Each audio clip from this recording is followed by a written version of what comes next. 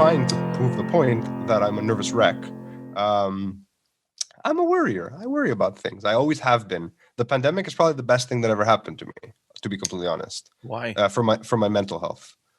Because it brought to the surface a bunch of shit that I just never realized. Like nervous habits, just like bad worry. Like I would fixate on things, and I just never knew I was doing something different from other people.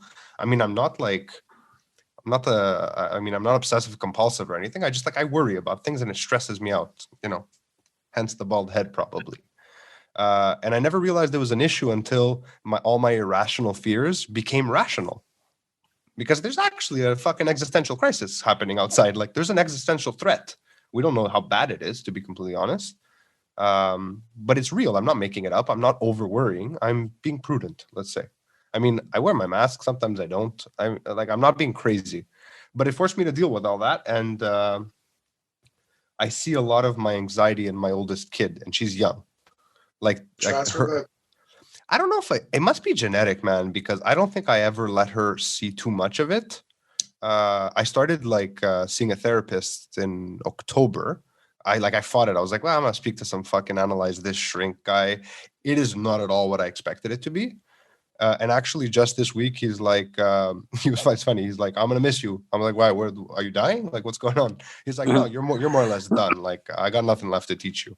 It was just a series of what's the word I'm looking for? It's skills. It's like, it's not even coaching. You know what it is? It's someone shining a light on a bad habit and saying, example, I'm a smoker, right? I'll use smoking as an example because I understand it. If you want to quit smoking, I mean, there's going to be moments where you really want to fucking smoke, right? So you need to have something to put in its place. And I don't mean replace it with something else. I mean, when that thought process goes through your head, you need to acknowledge the thought process differently. And it sounded like fucking hokum, like snake oil when he started telling me this stuff.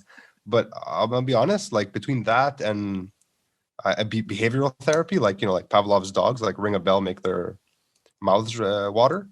Like it makes sense. Like I was a psych major before I went into film, so like I understand the basics of it. And it's worked. Like, I mean, I was having panic attacks daily in the fall. Like I did 3 weeks where I didn't leave the house and we weren't under lockdown yet, just because I was too fucked up.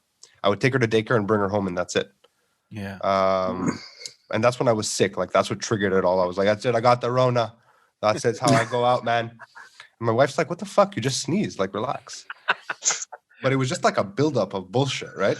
But now I feel good now. I feel like I don't give a shit. I'm sure I'll get anxious one day. Phil, I feel like I have to charge you for having to listen to that. How many? I think I'm gonna have to invoice you. I think I'm gonna have to invoice you for that. It's true. You give us some tips too. I gave you some tips, my friend. You're right. We'll split. That one's free.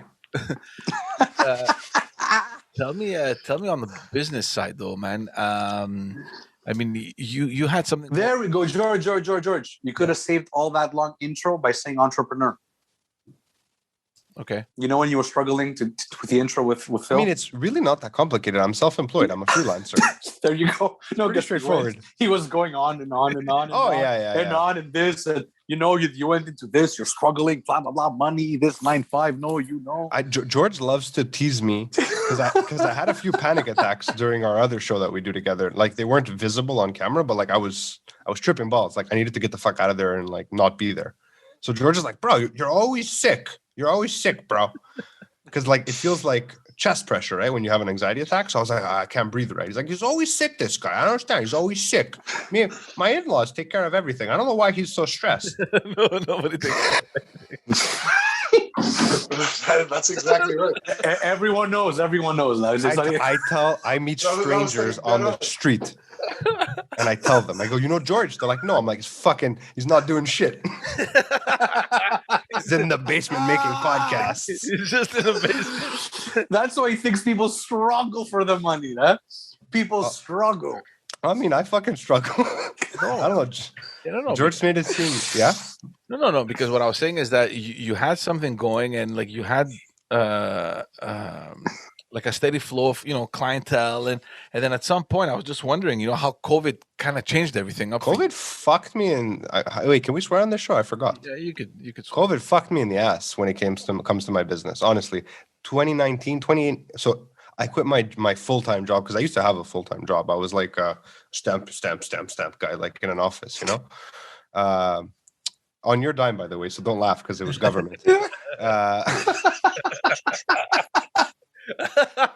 But yeah, so I quit that job.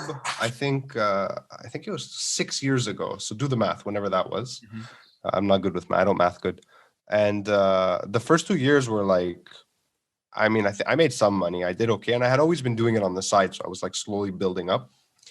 But 2018, 2019 were fucking great. Like I was like, baby, what you want? You want a house? I'll get you a house. Like, what you want? You want another baby? Let's make another baby. I was like, fucking, it was great. It was great. I mean, as a freelancer, the amount of work I was getting, and I wasn't doing any marketing. It was straight up referrals. Yeah. It was killing. I was flying. I was shooting private jets. I was doing all kinds of stuff. Like even once a month, I was going to Florida. Like I was going down. A company was bringing me down with all the proper qualifications and papers for the border. And I was shooting private jets. It was cool. Like, I mean, it became boring after like the fourth private jet because like it's like a car. Once you've seen one, you've seen one. It's not like they're mine. I'm just taking pictures and videos of them. But it was still cool. Like other clients would see that and be like, this guy shoots private jets. He could easily make my hamburgers look sexy. So like the best. I mean, things were just rolling great. And even when COVID first hit, I couldn't go to Florida anymore. So I lost that gig, but I had other stuff going on. People were sending me edits. I was like, ooh, I can pivot in this coronavirus. I can do different things. And then it just all went boom because everybody ran. Yeah. How did you end up from there to fucking editing Just As Dad's material? I mean, I did George a favor, but I'll invoice you now if you want. I mean, you guys can't afford me, just so you know.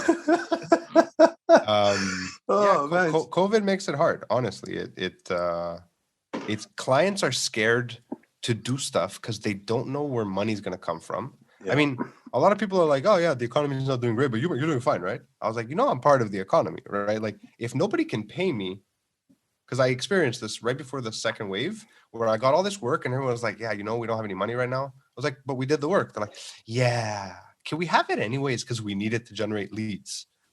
I mean, for some people, no problem. I did it. Some of the bigger companies that were, I could tell they just didn't want to pay up. They didn't get their videos until they paid. But for like smaller local businesses, like why would shooting them in the foot is shooting me in the foot. Has my work changed a lot? Yeah. I started a podcast because I was bored, literally because I was bored. And yesterday I'm 15 episodes in. Yesterday was the first time I got a call from an old client who I haven't spoken to in forever. And it was a hot lead because of the podcast, most likely. Like they called me, they're like, hey, we've been watching your podcast.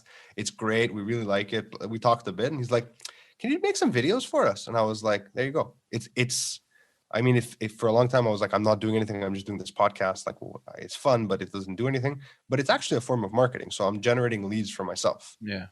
I mean, that was not the goal, but it's a nice byproduct.